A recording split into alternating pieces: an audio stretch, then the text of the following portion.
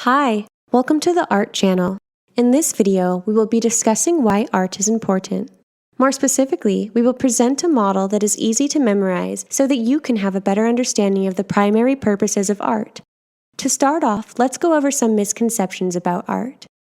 Art is not just about observing beauty. Leo Tolstoy, a Russian author born in 1828, wrote many great novels, such as War and Peace and Anna Karenina. Although he is primarily known for his works of fiction, he also wrote about art and its purpose within our society. To quote from his book, What is Art?, Tolstoy states that, "If we say that the aim of any activity is merely for our pleasure, and define it solely by that pleasure, our definition will evidently be a false one." But this is precisely what has occurred in the efforts to define art. Essentially, Tolstoy is telling us that even the most recognizable pieces of art, such as Da Vinci's Mona Lisa or Van Gogh's Starry Night, provide more than just visual stimulation. Every piece of art tells us a story. It tells us the values, beliefs, language, and social norms of society. Essentially, art represents culture. Art culture is culture. Tolstoy goes on to illustrate his point by comparing art and food. Think of it this way. When we eat an abundance of delicious food, we gain pleasure from it. But does this mean that we eat just so that we can satisfy our taste buds? No. The purpose of eating food is to provide nutrients to our bodies. In the same way that eating food is pleasurable, so is observing art. When we analyze art, we see that it is being used for different purposes. But the purpose of art is difficult to define because art, in and of itself, is a broad term. So, what is art? Art is more of an umbrella term that encompasses a variety of different mediums. It doesn't have to be ink on paper or acrylic on canvas. It can be anything from fashion, literature, architecture, performing arts, music, and so much more. So, what do we get out of art? If it's not for the sake of observing beauty, then what's the point? Art can be categorized as having four primary purposes: to express, persuade, inform, and critique, or EPIC for short.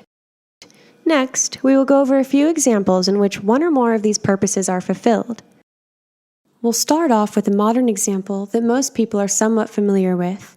The HBO series Watchmen presents an artistic interpretation of the racial massacre that took place in Tulsa, Oklahoma in 1921. Within the first few minutes of the pilot, the audience witnesses white mobs terrorizing African American citizens in the streets and setting fires to buildings and businesses. When the episode first premiered, many news outlets referenced how the episode brought attention to one of the most deadly racial massacres to occur in U.S. history. One particular article from the LA Times goes into detail about the extent that went into suppressing the coverage of the event when it first took place. It was also mentioned on John Oliver's show Last Week Tonight, where he briefly mentions in an episode titled U.S. History how many Americans were being informed of the atrocities that occurred in Tulsa. In this instance, Americans were being informed on the history of race relations in the U.S. But we aren't just informed by art, we are also persuaded by it. Take, for example, this famous painting titled American Progress, Westward, the Course of Destiny, Westward Ho. This is a charitable interpretation of the Manifest Destiny doctrine.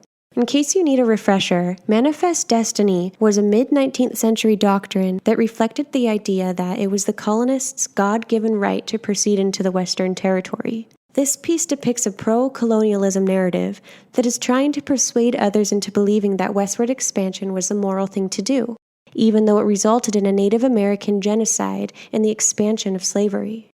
This leads to the last primary purpose of art: critique. An artist can promote an idea or critique and satirize them. We'll use Roger Shimomura's work as an example of art being used to critique our culture. When you first look at his paintings, you see aspects of traditional Japanese culture mixed with Western American comic book style aesthetics. The paintings incorporate bold outlines and colorful palettes around the subjects who are usually enclosed behind barbed wire. Even if you don't know much about the history of Japanese internment camps, the critique is still not lost. Shimomura is critiquing the idea of American exceptionalism by incorporating history and style. The historical aspect of his paintings references the Japanese camps that were used to imprison Japanese Americans during World War II. The style in which he presents these depictions are from Western superhero comics like Superman. The ideas that Shimamura presents are in conflict with one another, which is why it's a good representation of critique being utilized. Shimamura's work was controversial to say the least. In an interview, Shimamura recounted how he was often told by potential buyers to paint over the barbed wire in his illustrations, to which he refused. His decision led to his work selling at a lower rate, but his decision has left an impact on those who have viewed it. For our final example, we'll discuss one of the most influential eras during the mid-18th to late 19th century.